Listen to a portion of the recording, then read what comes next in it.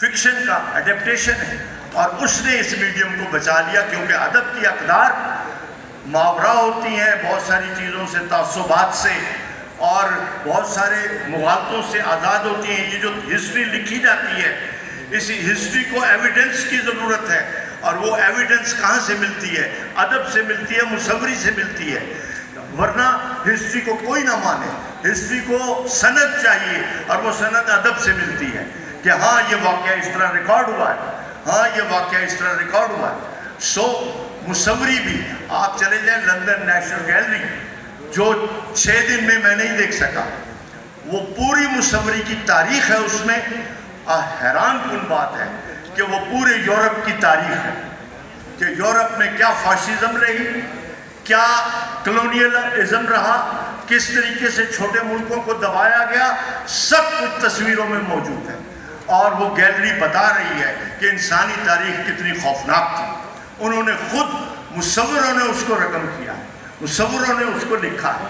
اسی طرح جب بودلیئر اور میلارمے، 2 بڑے شاعر گزرے ہیں، ان کو 1910 کے قریب جب پڑھا گیا تو جو مصور تھے فرانس کے، انہوں نے کہا کہ یہ شاعری تو ہمیں سوریلزم دے رہی ہے، سوریلسٹک ٹیکنیک دے رہی ہے۔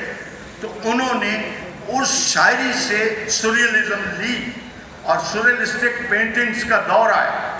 پھر انہوں نے کہا اس ٹیکنیک کو فلم کو بھی دینا چاہیے، تو وہ ٹیکنیک فلم میں گئی۔ اور 1920 جب یہاں کلونیل راج تھا، جب ہمیں انگریز اپنی اینک سے دنیا دیکھنے کی ترغیب دے رہا تھا، تو اس وقت پہلی سوریلسٹک فلم بن چکی تھی، جس کی ہمیں خبر ہی نہیں تھی۔ یہاں اس بات کو میں کنکلوڈ اس طرح کرتا ہوں کہ دنیا میں تمام فنون آپس میں ایک جگہ پر ہے۔ اسی کو رینیساں کہا گیا، اسی کو انہوں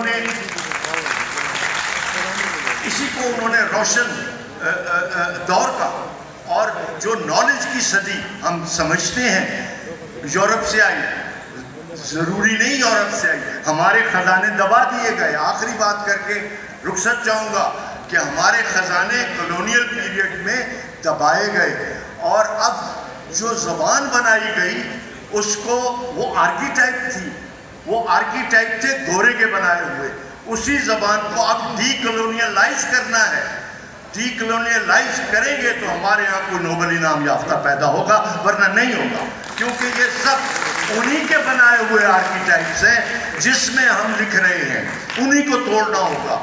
تو ادب چیلنج کرتا ہے، ادب توڑتا ہے۔ آخری بات کر کے رخصت چاہوں گا کہ انگریز نے داستانوں پہ کو بین تو نہیں کیا، اس کے اوپر پردہ ڈالا۔ میں 1-2 داستانوں کو ریوائیو کیا ہے، کچھ لوگوں نے، اس کی بات پہ اپنی بات ختم کروں گا۔ وہ یہ ہے کہ طلسم ہوشربا لکھنؤ میں لکھی گئی، کئی جلدوں میں ہے اور اردو میں ہے، لیکن گورے نے کیا کیا کہ فورٹ ولیم کالج میں میر امن سے کہا کہ تم داستانوں کو آسان کرو، تو اس نے باب و بہار لکھی۔ اس نے بھی کمال کیا، انگریز کو بھی اس نے ایک طرف رکھا، ایسی زبان دی جو مراکز کی زبان نہیں تھی، جو دہقانی زبان تھی، جو ارد گرد کے علاقوں کی زبان تھی، تو اس میں اس نے وہ لکھی جو بہت اچھی لکھی گئی۔ اب طلسم ہوشربا کو ریوائیو کیا ہے تو پتہ یہ چلا ہے کہ وہ تو بہت بڑا خزانہ ہے، اس میں تو بہت بڑا میٹافر ہے، وہ تو آج ریلیونٹ ہے۔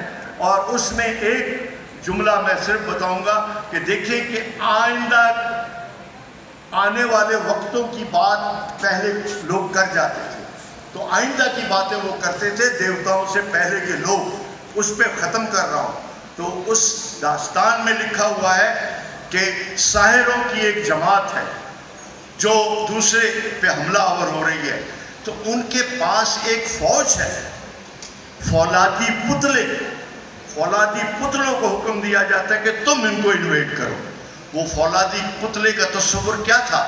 آج کا روبوٹ ہے، آج کے روبوٹ جو بنائے گئے ہیں وہ اس کا تصور طلسم ہوشربا میں موجود تھا۔ میں یہ سمجھتا ہوں کہ آپ طالب علموں کو ٹیکسٹ پڑھنا چاہیے، خلاصے نہیں پڑھنا چاہیے. ٹیکسٹ پڑھ کے بین السطور تک پہنچو کہ کہنے والا کیا کہہ گیا ہے. جب اس قابل ہو جاؤ گے تو ریسرچ کا حق ادا کرو گے. اس لیے میں بار بار کہوں گا کہ آپ اوپر سے تحریر کو مت دیکھیں. یہ میٹافر ہے اور میٹافر جو ہوتا ہے اس کو ڈیکوڈ کیا جاتا ہے. آخری امیر خسرو کی مثال دے کے جاؤں گا کہ امیر خسرو پہ پابندیاں تھیں اور کن کی پابندیاں تھیں جو حملہ آور ہوتے تھے اور دلی کو اجاڑ دیتے تھے اور دلی 100 بار اجڑی. سب کو پتہ ہے اس اجڑنے کا نوحہ وہ کس طرح لکھ رہا ہے. اس نے کہا میں اپنی بات کروں گا مگر کیسے کروں گا.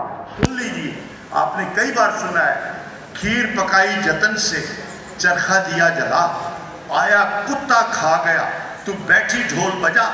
یہ کتا کون ہے؟ وہ حملہ آور ہے جو پکی پکائی کھیر کھا جاتے تھے. بہت شکریہ.